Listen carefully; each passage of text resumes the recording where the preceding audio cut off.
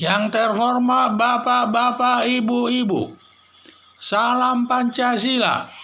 Bapak-bapak, ibu-ibu yang melihat video saya ini, tolong jangan lupa subscribe, like, dan di-share. Sifatnya gratis. Saya akan mengomentari Komnas HAM tidak menemukan rumah penembakan 6 Laskar Forum Pembebasan Islam. Jadi sumber saya dari YouTube.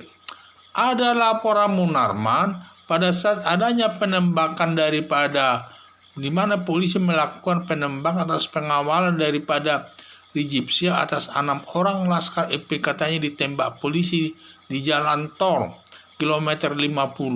Jadi atas masalah tersebut ada laporan Munarman ke Komnas HAM bahwa polisi telah menembak Laskar Forum Pembebasan Islam sebanyak 6 orang sampai mati. Dengan sampai katanya mereka itu mobilnya diberhentikan di jalan tol sama polisi, sehingga polisi membawa mereka katanya ke dalam satu rumah. Lalu di rumah itulah katanya ditembak mereka 6 orang tersebut. Jadi 6 orang Laskar Forum Pembebasan Islam itu ditembak di dalam satu rumah itu katanya. Itulah pernyataan Munarman yang disampaikannya ke Komisi Komnas HAM.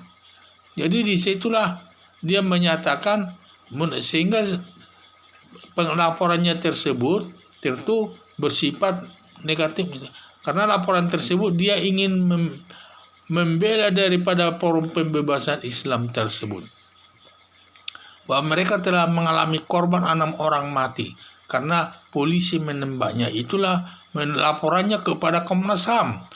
Atas tudingan Munarman menembak 6 orang Laskar Forum Pembebasan Islam di salah satu rumah, katanya di salah satu rumah.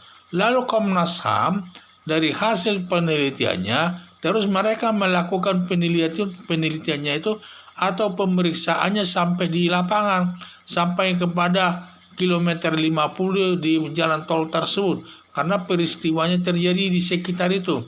Dan juga Komnas HAM mencari-cari daripada rumah yang gunakan penembakan daripada Laskar LPI tersebut. Tetapi berdasarkan hasil penelitiannya Komnas HAM tidak ada menemukan rumah tempat penembakan tersebut. Dia menyatakan tidak ada menemukan rumah penembakan tersebut. Sehingga jadi ada dugaan saya karena Komnas HAM tidak ada menemukan daripada rumah penembakan tersebut, berarti keterangan Munarman kepada Komnas HAM itu adalah sifatnya bohong. Berarti ada mungkin tujuannya di situ untuk menjatuhkan, memojokkan polisi. Ini termasuklah ini tindak pidana penghasutan ini, agar masyarakat mendapat menilai bahwa Forum Pembebasan Islam ini di pihak yang benar. Jadi yang pihak salah itu ada polisi, sehingga masyarakat nanti bisa menuntut daripada polisi atau supaya dihukum dan dicela sifatnya. Jadi saya lihat perbuatannya ini sudah masuk tindak pidana penghinaan ini, menuding membuat perbuatan tercela daripada Munarman ini. Jadi di sini nanti bisa dikenakan hukuman berdasarkan pasal 310 KUHP memberikan keterangan palsu dan yang merusak nama baik polisi.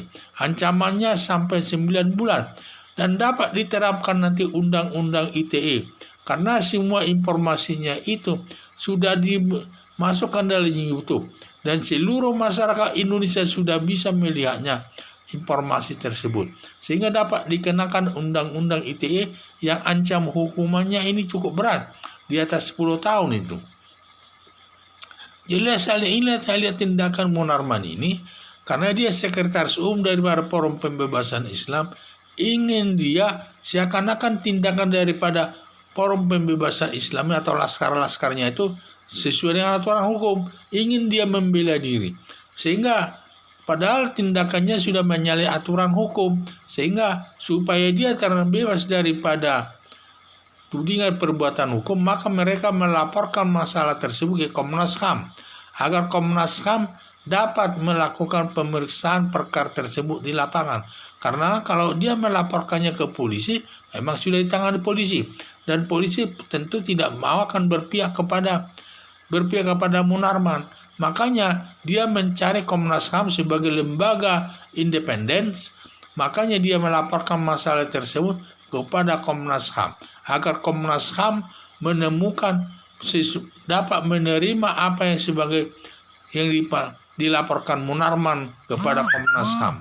Padahal dari hasil karena Komnas HAM ini sifatnya independen, tidak boleh dipengaruhi orang lain, sifatnya dia netral, maka dia melakukan penyelidikan atas masalah tersebut. Tentu semua hasil penyelidikannya juga harus netral, tidak berpihak. Itulah saya lihat dalam hasil penemuannya tersebut, dia tidak menemukan adanya rumah untuk tempat penembakan tersebut. Berarti keterangan daripada Munarman ini adalah bohong yang disampaikan kepada Komnas HAM tersebut. Dan juga ini sudah termasuk perbuatan penghasutan. Dan harapan saya supaya polisi segera menangkap dan menahan Munarman tersebut dan memprosesnya sampai ke pengadilan sesuai, nanti hakim dapat menjatuhkan hukuman sesuai dengan perbuatannya. Sekian dan terima kasih.